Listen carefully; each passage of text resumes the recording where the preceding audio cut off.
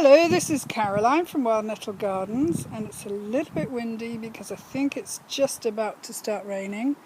But I've been doing a bit of tidying up and bringing some of the plants from my sister's house to get ready for a move, because I really feel like that's what's going to happen.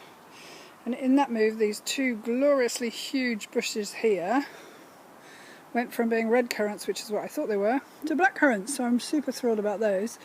They look really healthy and old, so it'd be nice to get some things in the ground that are a little bit bigger and more established. But I can see that some of the black currants in the background that I took as cuttings are also doing really well.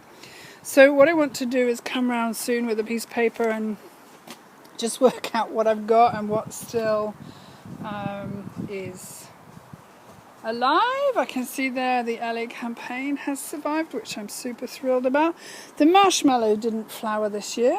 Maybe it's having a bit of a stop. I think some of the things I said in a blog post on Wild Nettle Gardens this morning, I said I think some of the things are a little bit furious with me because they've been in pots for almost 11 months now, which was never the plan. But I'm sorry if this is really windy, but it was never the plan, but here we are. And obviously I've also been buying plants. You can see that gloriously pinky yellow rose at the end and the white one. Just loving my roses. And I had a discussion with a dear friend that I met in Hawaii. There's some children who live nearby and it's holidays, so I'll have to, no one's been killed.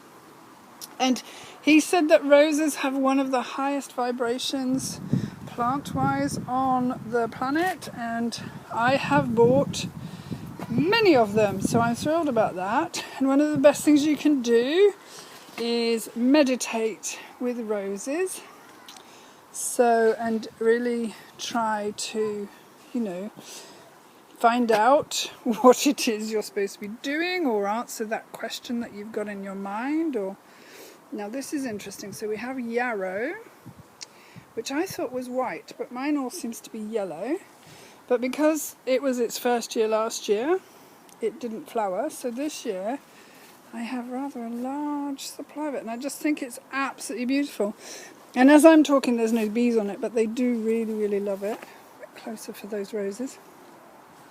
But the other thing that I planted last year, which didn't flower because it was waiting for this year, was these absolutely gorgeous echinacea, which are, as you'll probably know, very medicinal.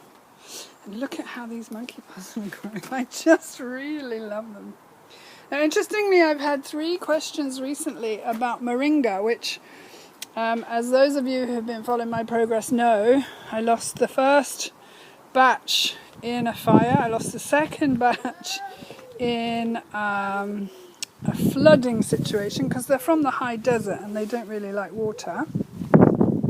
I had caterpillars robbing my kale. It was absolutely beautiful until about a week ago, and they've just suddenly attacked it. Another beautiful rose there. I think that one's called Eddie Mitchell.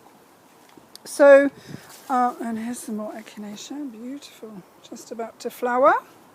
And the blueberries have been really popular with the birds. But of course I'm not here all the time, so I can't pick them when they get ripe. But that's okay. Next year that should be different. So what was I just saying before? Gosh, I'm very good at that recently.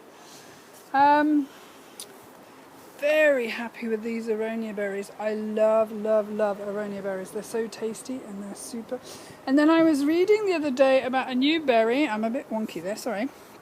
Called the great berry. I've heard nothing about it, but apparently it's the next superfood. I often wonder if there's ever going to be an end to the next whatever it is, but there we are.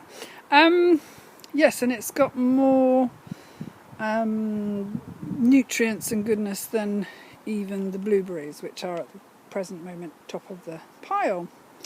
Anyway, warbling on there. So just a little update here on August the 1st, just before it rains. Still looking for the land.